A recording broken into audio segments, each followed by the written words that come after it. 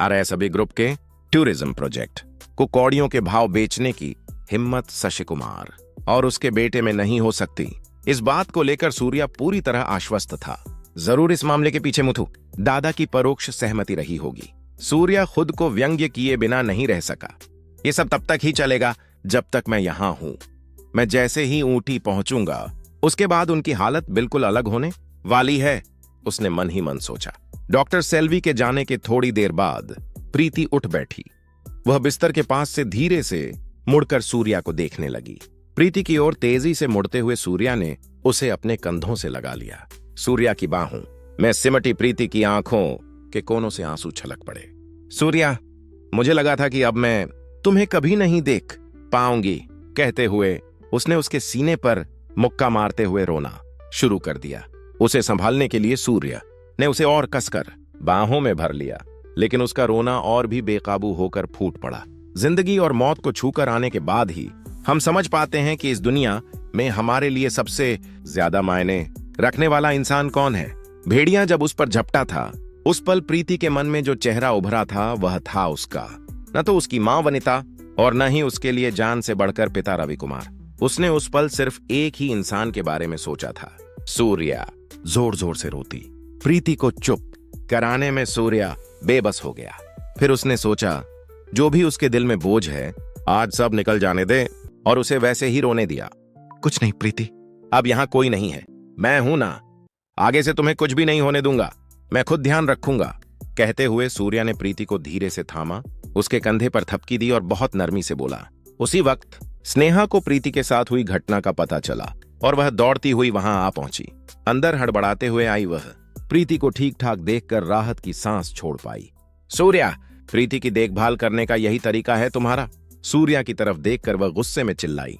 मुंबई आकर कुछ कई दिनों बाद पहले ज्योति के हाथों प्रीति को तंग किया गया और अब उसे काले भेड़िए की गुफा में धकेल दिया गया था। वह तो लगभग उसी भेड़िए की गुफा में जिंदा दफना दी गई होती। यह सोचकर ही स्नेहा अपना गुस्सा काबू में नहीं रख पाई।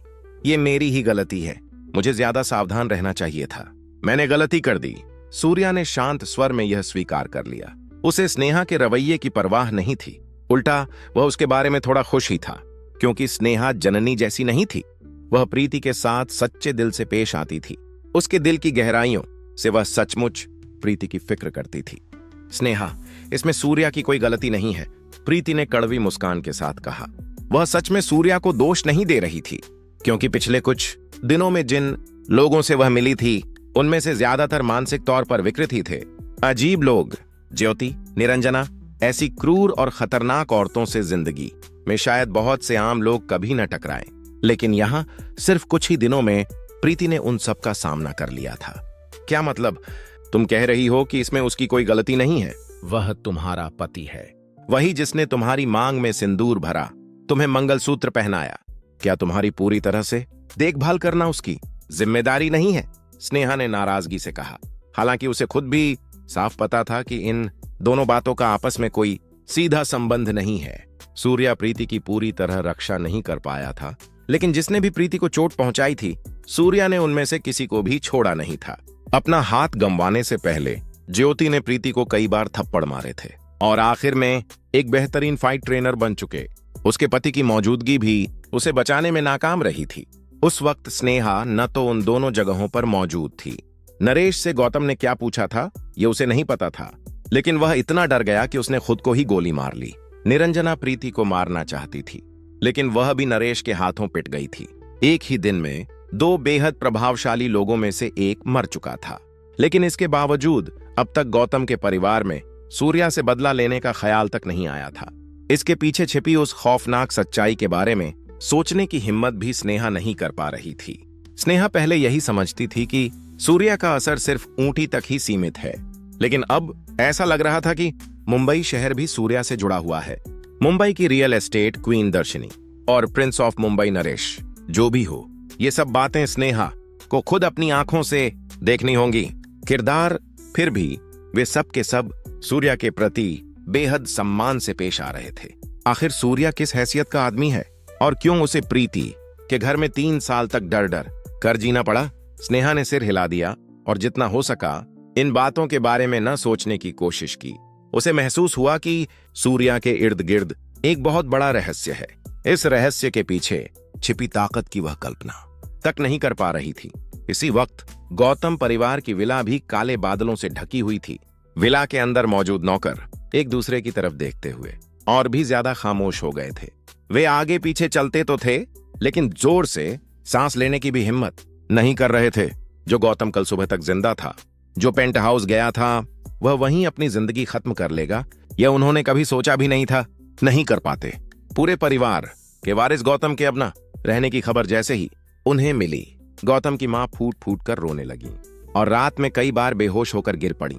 लेकिन कई कर्मचारियों को जिस बात ने हैरान कर दिया वह यह थी कि अब तक भी गौतम और उसकी बहन के साथ ऐसा करने वाले सूर्या से बदला लेने की कोशिश नवीन की तरफ से किसी ने नहीं की थी। ऐसा लग रहा था जैसे गौतम यूं ही बेवजह मर गया हो। गौतम फैमिली हॉल के अंदर गौतम परिवार के सारे अहम लोग इकट्ठा हुए थे। नवीन मेज के ऊपर बैठा था। उसके पास ही एक खूबसूरत औरत शाही कपड़ों में बैठी थी। वह जवान औरत नवीन की पत्नी माधुरी थी। कुछ साल पहले माधुरी भी एक मशहूर खूबसूरती थी।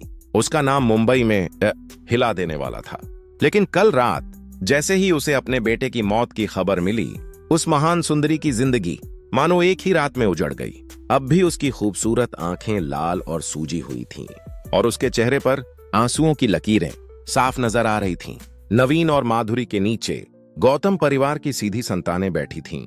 दूसरा भाई राजा, तीसरा भाई नकुल और गौतम परिवार के दूसरे लोग भी वहां मौजूद थे। बड़े भैया, क्या नरेश ने जो कहा था वो सच है?